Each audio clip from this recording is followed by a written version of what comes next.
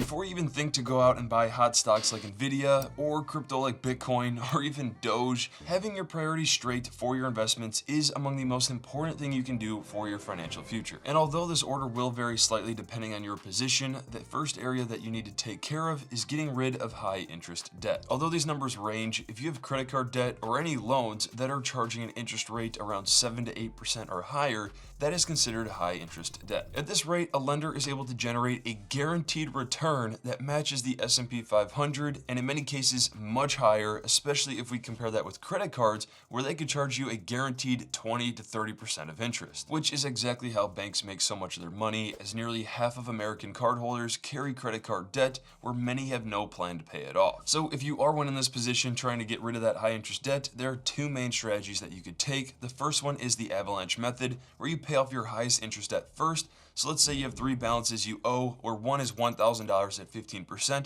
the second is $3,000 at 20%, and the third is $5,000 at 30%. Because the third has the highest interest, to prevent that from growing larger and larger, aiming to pay off that one first would be the best option financially. But if that seems overwhelming, the other method is more of a psychological approach that is called the snowball method, where you pay off the smallest amounts first, so for this case, the $1,000 balance, while paying the minimum amount on all of the other debts. By doing this, it could eliminate the amount of accounts that you have to pay off much quicker, which has a psychological effect to keep you motivated. But at the end of the day, just understand that that high interest debt has to go, and from there, the number two is to start an emergency fund. Now, many studies show that people don't save for emergencies, where 59% of Americans are uncomfortable with their level of emergency savings, where only 44% of US adults would be able to pay for an emergency expense of $1,000 or more from their savings. Now, if you don't know what an emergency fund is, it is pretty much a safe place where you're going to store your cash in the case of an emergency. For most, 3 to 6 months of your living expenses is the recommended amount to have in this account. If you have kids or other important factors that you need to be a little bit more on the safer end, then it is recommended to be on the longer end for how much you have in this kind of account. Now, if you've seen my previous content, you'll know that one of the best places for an emergency fund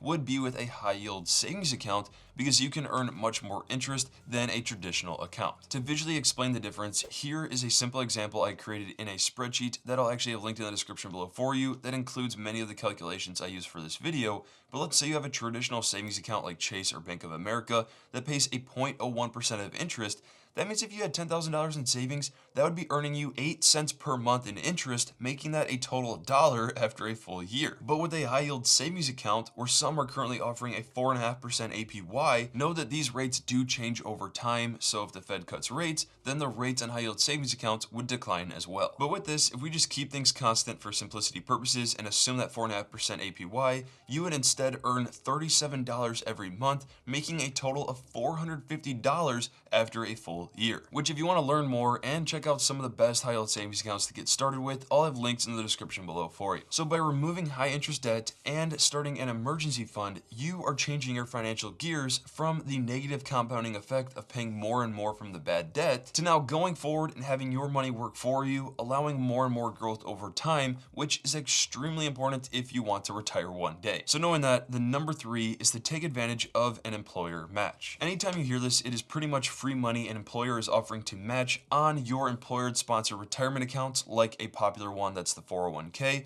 or other less common ones could be a 403b, simple IRA, or even a health savings account known as an HSA, but more on that later. So to visually explain how an employer match works, let's just say that you have $50,000 of an annual salary. If you as the employee were to contribute 1% of your salary, after a full year, that would end up being $500 that you contributed into the 401k or whatever account you have. But if the company were to also offer a 100% match on the contribution, after a full year, they would have also added $500 for you, making that a total $1,000 contributed into your account. The thing about an employer match is that the benefits are going to vary depending on your specific employer, but let's just say with this example that after 3%, they lowered their contribution match to 50%. Well, if you were deciding on contributing 3% or 4%, that would not matter because the total contributed after a full year is the same. So if you're deciding between 3 or 4%, to keep more of the money in your own pocket, you would want to choose the 3%. But from there, this is where things start to get really interesting, with the next account being a health savings account known as an HSA. This account is strictly for medical purposes, and probably because savings account is in the actual name,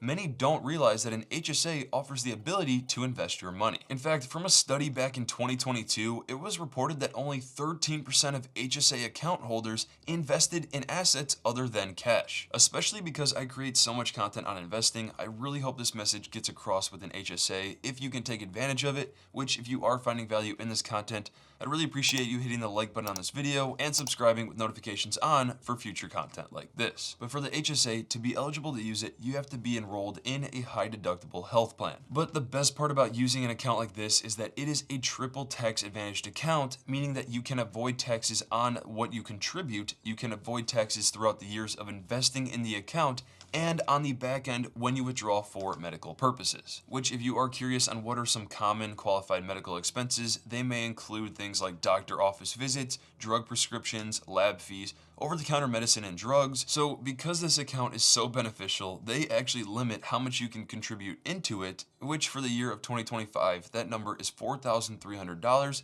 And if you're over 55, you can add an extra $1,000 as a catch-up contribution. I like to view this account as a health retirement investing account because if you invest in this account over time and you can average the stock market benchmark, that is the S&P 500, around 10% of an annual return, not including inflation, but if you did $300 per month, which is $3,600 per year, and used whatever other funds you had for medical expenses, let's just say that you were 30, by the time that you were 60, you could have set yourself up with a $650,000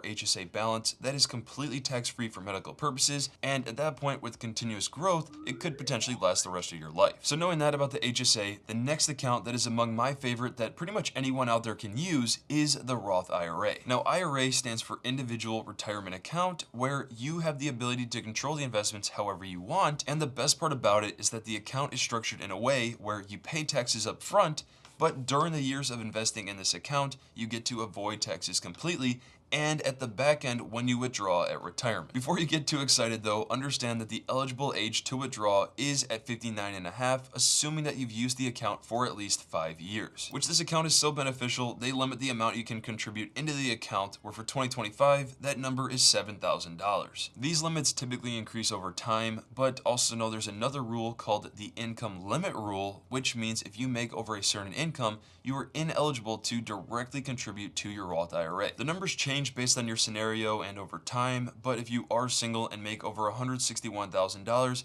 legally you should not be contributing into your Roth IRA directly. But understand that if you are a high income earner, there are ways that you could actually roll over funds into a Roth IRA, no matter the income limit or not, such as a backdoor Roth IRA, mega backdoor Roth IRA. 529 also offers the ability now that just recently came out, so there are opportunities to still get your money into this type of account. But because I love looking at the numbers, and this is among my favorite accounts, if you are 20 and you invested $550 every month, making a total of $6,600 per year, if you did this until 60, you would then become eligible to use it completely tax-free, which would be a $3.6 million portfolio. Of course, I'm just emphasizing this example, but moving on from there, the next account is the Roth 401k. Now, I see many people talking about 401ks, but they don't emphasize the fact of how valuable it is to actually choose the Roth 401k if available. In fact, the Roth 401k is becoming much more popular as about 89% of employers allow workers to use one, where 10 years ago, it was only 58%. So first off, a 401k is an employer-sponsored retirement account where you can invest into this account. Your employer will offer different types of investment options for you to choose from, but of course, that's going to depend on your specific employer. But the extreme benefit to having a Roth 401k over a traditional is based on the tax structure, and because you are investing over time and planning for your investments to grow over time, the Roth would be the way to go, because anytime you hear the word Roth, it means that you are paying taxes up front, you're getting everything done with, because everything thereafter you can avoid taxes entirely. Where for a traditional 401k or traditional IRA, you get a tax deduction up front on the amount that you contribute. You do get to avoid taxes throughout the years of investing, but at the end when you withdraw, you have to pay taxes, and they even have RMDs where you are required to pull out a specific amount once you reach a specific age. With money that you plan to invest and grow over time and take advantage of the power of compound interest, where your money just continues to grow larger and larger, why go through all the years of doing that when you'd have to pay taxes on the back end rather than with a Roth where it's completely tax-free. But knowing that, the next tax-advantaged account that you need to know about is a 529 plan. As the IRS states, a 529 plan is operated by a state or education institution with tax advantages and potentially other incentives to make it easier for college and other post-secondary training, or for tuition or attendance at an elementary or secondary public, private, or religious school for a designated beneficiary, such as a child or grandchild. Now, with the 529 plans, the contributions you put into the account are going to be taxed, but depending on the state that you're in, they may offer a tax deduction at that level. But the benefit here with a 529 plan is that you can invest into this account throughout the years without paying any taxes, and you get to avoid taxes on the back end when you withdraw for qualified education expenses. So let's just say you have a kid right now that is 2 years old and you plan to put away $200 per month to help cover college expenses. If you invested in the stock market and averaged a 10% return, your 529 account would be at $140,000 by the time they're 18, and for any qualified medical expenses, you can withdraw from the account completely tax-free. But something you're really going to like about this is that previously, if you were to withdraw from this account for non-qualified education expenses, you would be subject to income tax and an additional 10% federal tax penalty. But starting in January 2024, you can now roll over your 529 funds into a Roth IRA completely tax-free and penalty-free, which you also must have had the 529 plan for at least 15 years, and you cannot roll over any contributions or earnings that you've made in the last 5 years. But knowing those rules, if you believe you are going to be in the high income brackets in the future, then this is just another way that you could roll over funds where it specifically says you are not subject to the Roth IRA income limit rules. After that, the next account, number 8, is through typical brokerage accounts. This is just another investing account where you can invest however you want, whether that be stocks, crypto, index funds, or even trading options. There are no specific tax advantages with these accounts, but do understand if you hold an investment for more than 12 months, that could be considered a long-term capital gain when you go to sell it, which means you could be taxed in the brackets of 0, 15, and 20%, rather than short-term capital gains, which are less than 12 months, that would be considered ordinary income. So what's amazing about long-term capital gains and how they can actually be extremely beneficial for you depending on your position, let's just say that you're married filing jointly, and we include the standard deduction for 2025 that is $30,000 for married couples. That means if your total income is under $126,000, that any long-term gains that you generate would be taxed at 0%. And not just that, but if you have investments that are paying dividends that are considered qualified dividends, that means that they would be taxed in the long-term capital gains bracket, which could also be at the 0, 15, or 20%, depending on your bracket. Which I will say, if you are interested to start investing on a new platform, I'll have a link in the description below to some of the top options that are out there in the market. But from there, the number 9 is low interest debt. Now, low interest debt is typically considered under 5 to 6%, and the biggest question here is whether to pay it all off entirely as soon as you can, or to just let it ride and then invest the rest of your cash, because you could earn much more in the average stock market return. Personally, if it is considered low interest debt and it's under these brackets, then I would consider just paying the minimum and investing the rest of your cash, because you could be easily getting 8% or higher on average over time. Of course, there is a nice relief of paying off your debt, so if you are one that has that as a goal, there's nothing wrong with it. But after that, the last one on the list, number 10, is to invest into personal ventures. Whether it's real estate or starting your own thing on the side with the unique skill that you have, investing your money here may contain more risk, but there is also significant upside for much more of a reward. So because of that risk, that is exactly why prioritizing the first steps of financial security, then utilizing tax advantaged accounts,